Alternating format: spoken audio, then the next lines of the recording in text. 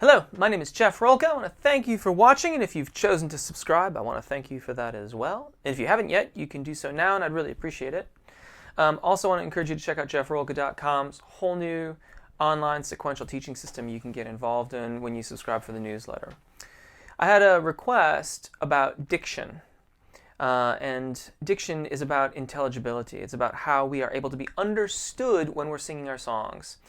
And normally when I work with diction, it's in the context of a song. But there are a few categorizations of articles of consonants that we can discuss, and I can show you and talk to you about how to deal with them. And also I can talk to you about what I refer to as the spectrum of intelligibility. So much of our diction is about artistic choices. If we're doing spoken word, then intelligibility is a requirement. We need our audience to understand us. And so our diction and elocution needs to be really quite good. Unless we're doing something for artistic kind of reasons, we want to get our message across. We want people to understand us. If we are singing a vocalise, which is all the way on the other side of the spectrum, then our diction doesn't have to be very good at all, right? That can very easily be something such as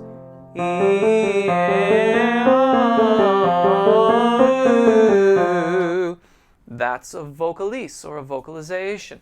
There are no consonants, only vowel sounds there.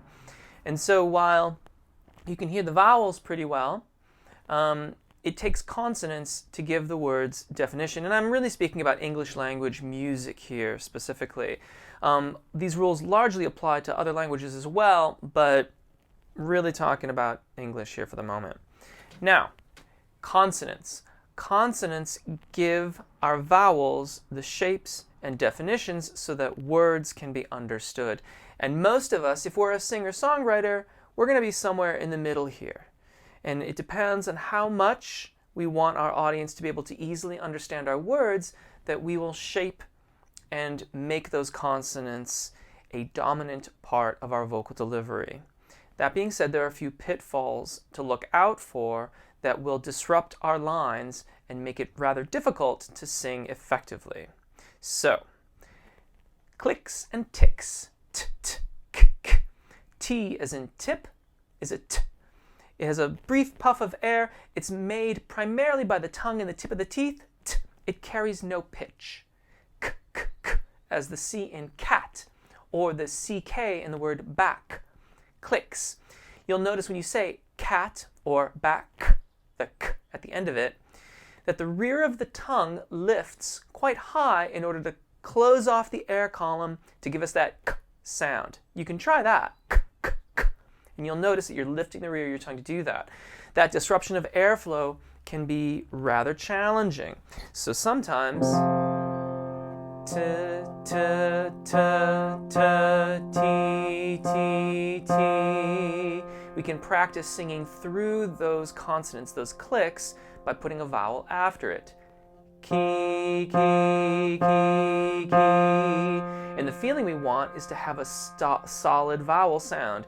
E, ki, ki, ki, ki, ti, ti, ti.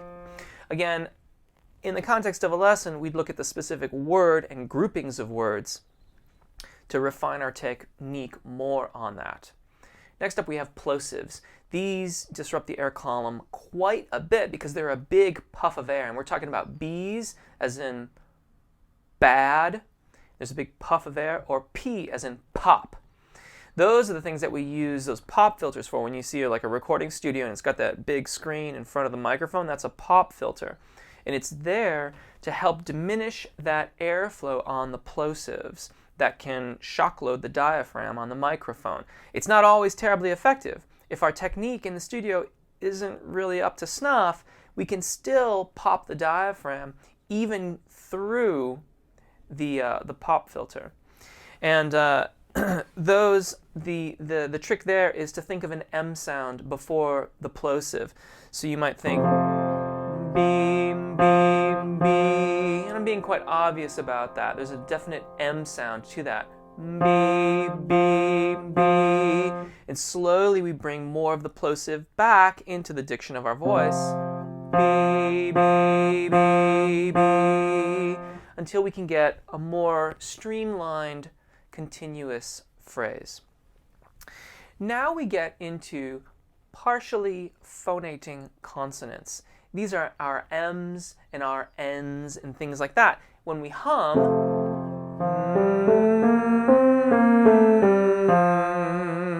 that is a partially phonating consonant. It carries pitch. We can sing with it. There are songs that incorporate that. N is like this too. The shape inside the mouth is a little bit different, still partially phonating. L. And the cool thing about these is that they can really help us set up our phrase and really get us successfully into it. Specifically, I'm thinking about when we have a skip, such as, I don't know, let's say the words were Monday morning. Monday morning. So we have a skip. Monday morning. Conceptually, we want to put that next M for the word morning on the higher pitch. Monday morning. As opposed to Monday where we get that big glissando. Now, glissandis are kind of in vogue right now in vocal music.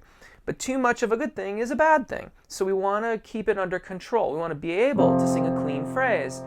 Monday morning. And put that M on the top phrase. The next category are sibilants. This is like C in city or S as in sad. And you hear all that s, s, s. This too can have a rather deleterious effect on our microphone technique. So here, we want to keep it as short as possible. Si, si, say, sa.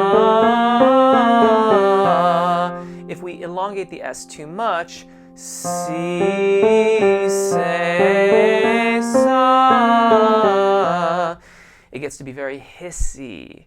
And that does not translate very well in a studio microphone or in a live mic.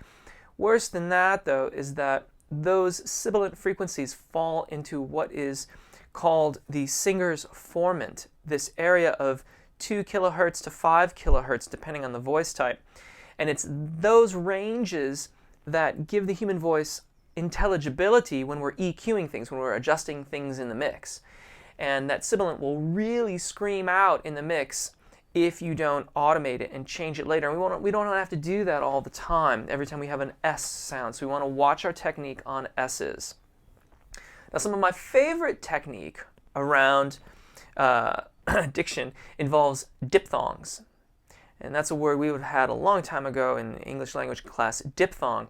Now, this is not a rather small piece, kind of style of undergarment and a lot of chocolate sauce. Not that kind of diphthong. This is when a vowel becomes a consonant or a consonant becomes a vowel.